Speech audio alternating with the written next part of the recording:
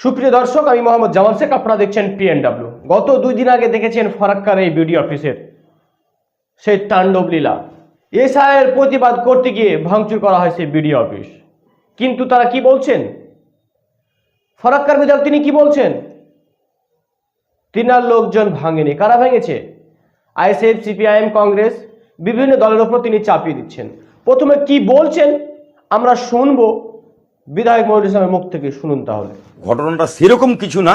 হ্যাঁ, দু একটা চেয়ার যে চালায়নি সেটা কথা নয়, আর একটা ফাইল ছিল, ফাইলটাকে করেছে, তারপরে কোনো নয়।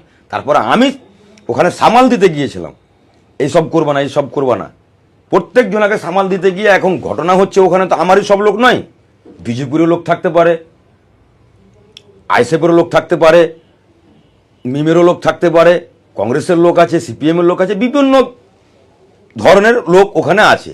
এই সুযোগে হয়তো এমএলএর উপরে চাপিয়ে দেবো বলে এই কর্মকাণ্ড ঘটিয়েছে। তো এখন যারা আমরা দেখতে পাচ্ছি, আমার আশেপাশে যারা ছিল তারা কিছুই করেনি, যারা এই করেছে এগুলো সব বিরোধীরাই করেছে, মানে আমার নামটাকে খারাপ করার জন্য করেছে আর কি। দর্শক শুনতে পেলেন, তিনি কিন্তু চাপিয়ে দিলেন বিরোধীদের উপর। কিন্তু একটা ভিডিও দেখুন, যে ভিডিওতে স্পষ্টভাবে দেখা যাচ্ছে তিনি নিজে ছিলেন সেই সময় বিডিও অফিসে ঢুকে ভাঙচুর চালায়। কিভাবে তাণ্ডব চালাচ্ছে দেখুন, দেখতে পাচ্ছেন? আর উনি কি বলছেন? দোষ চাপিয়ে দিচ্ছেন বিরোধীদের উপরে। এই নিয়ে আইএসএফ এর নেতা তিনি কি বলছেন শুনুন তাহলে। ভাঙচুরের দায় যিনি ছিলেন ওখানে প্রকাশ্যে সিসিটিভি ক্যামেরায় ধরা পড়েছে, টিভি থেকে টেলিভিশন সব খবরের চ্যানেলে দেখছে ওখানে কে আছে, যিনি বিবৃতি দিয়েছেন মাননীয় মনিরুল ইসলাম মহাশয়। ওনাকে একবার বিবৃতি দেওয়ার আগে 100 বার ভাবতে হতো। এখানে যে আইএসএফ এর নামটি নিয়েছে উনি, আইএসএফ এর কেউ ওখানে ছিল না, কোন নেতৃত্ব ছিল না। আমি স্বয়ং সেখানে উপস্থিত ছিলাম না, জানছিলাম না। এখানে বিডিও অফিসে সর্বদলীয় বৈঠক হয়, সেখানে ডাকও পড়ে না আইএসএফ এর পক্ষ থেকে। কি করে উনি বলতে পারলেন? একটা দায়িত্বশীল নেতৃত্ব দিচ্ছে ফারাক্কা বিধানসভার বিধায়ক, উনি কি করে আইএসএফ এর নামটি উচ্চারণ করতে পারলেন? আইএসএফ কে ভয় করছে নাকি? আইএসএফ এমনই একটা দল, যে দল সৌজন্যতার রাজনীতির বাতাবরণ মানুষকে দিচ্ছে, সৌজন্যতার রাজনীতির কথা বলছে। সেই সৌজন্যতার রাজনীতি কখনো ভাঙচুরের পক্ষে নয়। আইএসএফ কোনোদিন থাকেনি, আদৌ নেই। দেখছেন ভাঙড়ের কি অবস্থা, ভাঙড়ে কত রকম আমাদের আইএসএফ কর্মীদের উপরে অত্যাচার জুলুম চলছে। তারপরে কোনোদিন দেখেছেন যে নওশাদ সিদ্দিকী ভাইজান বলেছে যে তোমরা এটা করো, ওটা করো, আইন হাতে নাও? সবসময় নওশাদ সিদ্দিকী ভাইজান বলে যে কলম, বম পেস্তুলের ঊর্ধ্বে কলম নিয়ে রাজনীতির ময়দানে নামতে হবে। কিন্তু এখানে দেখছি স্পষ্ট সিসি ক্যামেরায় ধরা পড়েছে। সেখানে উপস্থিত ছিলেন মাননীয় মনিরুল ইসলাম সাহেব বিধায়ক, উনি কিন্তু ওখানে ছিলেন, এবং তার যারা কর্মীরা তারাও উপস্থিত ছিলেন। এটা কিন্তু প্রকাশ্যে মানুষের সামনে স্পষ্ট। এখন কেন বলছেন? আর অ্যারেস্ট হয়েছে, সাধারণ লোক অ্যারেস্ট করছে। অ্যারেস্ট যারা করেছে 4 জনকে, তাদের এখনো পর্যন্ত কাকে কাকে অ্যারেস্ট হয়েছে আমরা কিন্তু ওয়াকিবহাল নয়, আমরা এখনো জানি না। কিন্তু সেখানে কিন্তু উপস্থিত ছিলেন, সেখানে মাননীয় মনিরুল ইসলাম উপস্থিতিতে এই সমস্ত ঘটনাগুলো ঘটেছে। দায়িত্ব ওনাকে নিতে হবে। প্রশাসন উপস্থিত ছিল, বিডিও সাহেব উপস্থিত ছিল। এবার দায় এড়ানোর জন্য বিভিন্ন পার্টিকে, বিভিন্ন দলকে উনি সামনে নিয়ে আসছেন। এটা তো হাস্যকর ব্যাপার। একজন বিডিও, ব্লক ডেভেলপমেন্ট অফিসার, তিনি কি করে একজন বিধায়ককে চিনেন না?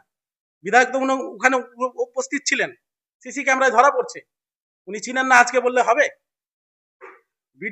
বিডিও সাহেবও ওখানে বলছে, উনি ভিডিওতে দেখতে পাচ্ছি উনিও বলছেন যে আমি অন্য ঘরে ছিলাম, কিন্তু এত যে ভাঙচুর, এত ঝামেলা, তখন উনি ছিলেন না। আমি বলছি আপনার এই ভিডিওর মাধ্যমে, যদি যে নেতৃত্ব দিচ্ছে, যে উনাকে ওখানে উপস্থিত থেকে ভাঙচুর হয়েছে, উনাকে সর্বপ্রথম গ্রেফতার করা উচিত। আমরা আইএসএফ পার্টির পক্ষতে চাইছি, আমরা ভাঙচুরের ঊর্ধ্বে গিয়ে মানে ভাঙচুরের বিরুদ্ধে আমরা রাজনীতির ময়দানে আছি। ভাঙচুর সরকারি সম্পত্তি। আজকে বিডিও অফিস কার বলে? রাজ্যের। বিডিও অফিস কে চালাচ্ছে? রাজ্য সরকার। সরকারের নির্দেশ অনুযায়ী চলেন। সেই বিডিও অফিস কি করে ভাঙচুর করতে পারে? ফের আবার রাজ্য সরকারের বিধায়ক মনিরুল ইসলাম তার উপস্থিতিতে হচ্ছে, এটা মেনে নেওয়া যায় না। এর তীব্র ধিক্কার জানাচ্ছে আইএসএফ পার্টির পক্ষ থেকে। আইএসএফ এর এই বিষয়ে আমি নওশাদ সিদ্দিকী ভাইজানকে বার্তা ভিডিও পাঠিয়েছি এবং সেখানে দীর্ঘই নির্বাচন কমিশনের সঙ্গে উনি বৈঠক করছেন। আজকেই ফেসবুকে দেখতে পেলাম, কথা হলো যে শীঘ্রই আমি নির্বাচন কমিশনের সঙ্গে বৈঠক করবেন। এই বিষয়ে হয়রানি করা হচ্ছে সাধারণ মানুষকে, এটা মেনে নিতে পারে না, আইএসএফ পার্টি মেনে নিতে পারে না, হয়রানি শিকার হচ্ছে। আরেকটা কথা বলছে রামের ব্যাপারে বলছে, তারপরে রহিমের ব্যাপারে বলছে। এটা সব মানুষকে সমান দৃষ্টিতে দেখতে হবে নির্বাচন কমিশনকে, এটা আমি আবেদন করছি এবং এই ভাঙচুরের বিরুদ্ধে আমরা তীব্র ধিক্কার জানাচ্ছি।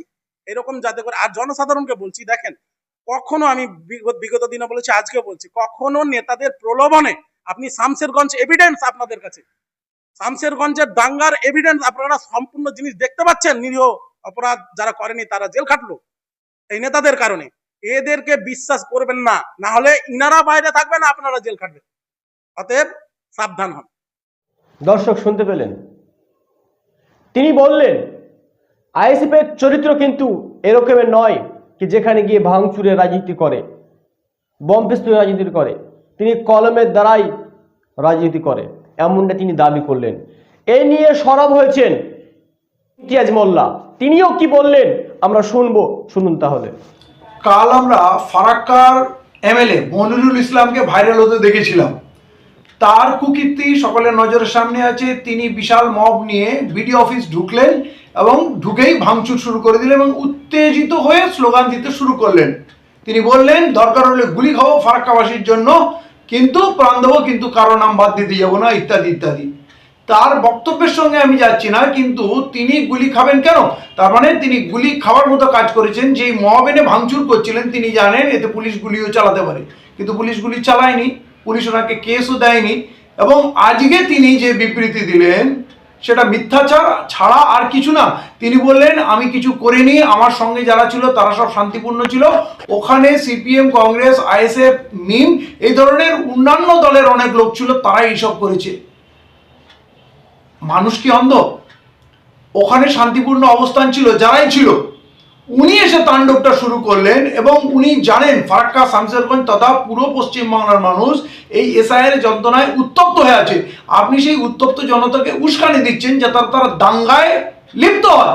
আপনি দাঙ্গার উস্কানির কাজ করলেন এবং তারপরে আজকে দেখলাম আমরা দিনাজপুরে চাকুলিয়াতে রাস্তাঘাটে একেবারে পুলিশের সঙ্গে খণ্ডযুদ্ধ বেঁধে গেল। এইটা পুরো বাংলায় আগুনটা ছড়িয়ে পড়তে পারে। বিশেষ করে ফারাক্কা, শামশেরগঞ্জ খুব সেন্সিটিভ এলাকা, সেখানে মানুষকে আপনি প্ররোচনা দিচ্ছেন, উত্তেজনা করছেন এবং আজকে আপনি সম্পূর্ণ মিথ্যাচার করে অন্য দল কাল সাধারণ মানুষকে আপনি ফাঁসিয়ে দেবেন। এবং পুলিশ যথারীতি 4 জনকে গ্রেপ্তার করলো, কিন্তু তাদের নাম আমরা জানতে পারছি না এবং মনিরুল ইসলামের নামে কোনো এফআইআর হলো না, গ্রেপ্তার হলো না। তার মানে এই ধুলিয়ান কাণ্ডে টিএমসির লোকরা, টিএমসির নেতারা, এমএলএরা মিছিল বার করলো, দাঙ্গার উত্তেজনা তৈরি করলো এবং আলটিমেটলি যখন দাঙ্গা হয়ে গেল তখন নিরীহ লোককে ফাঁসানো হলো, গ্রেপ্তার করা হলো এবং আজও তারা জেলবন্দী। তাহলে এই তৃণমূলের নেতাগুলো যখন প্রকাশ্যে ক্যামেরার সামনে অন্যায় করছে, পুলিশ সেগুলো দেখতে পাচ্ছে না, আর তারপরে নিরীহ লোকগুলোকে জেলে পুরে বছর বছর তাদের জেল কাটানো হচ্ছে। আবার আজকাল লোক দেখানি শামশেরগঞ্জ ফারাক্কার পুলিশ তারা সম্প্রীতি করছে এবং কালকে দেখলাম 350 মৌলানাকে ডেকে সম্প্রীতি সভা হলো একটা লজে। তো নিরীহ মানুষ বিনা দোষে জেল খাটবে আর ইমামদের এসে মন্ডা মেটাই খাওয়ানো, এইটা কি সম্প্রীতির বার্তা দেওয়ার জন্য? এই নাটক, এই ভণ্ডামি বন্ধ হোক। এবং আমি বলছি ইমাম সাহেব, ওখানে তো পুরোহিতরা ছিল না, আপনারা 350 জন ছিলেন আর 2 জন হয়তো পুরোহিত ছিল। যদি সম্প্রীতি করতে হয় তাহলে হিন্দুদের বস্তিতে যান, হিন্দুদের পাড়াতে যান, তাদের সঙ্গে কথা বলুন, মিলুন। এই লজে গিয়ে পুলিশের দাওয়াত খাওয়ার নাম সম্প্রীতি হতে পারে না।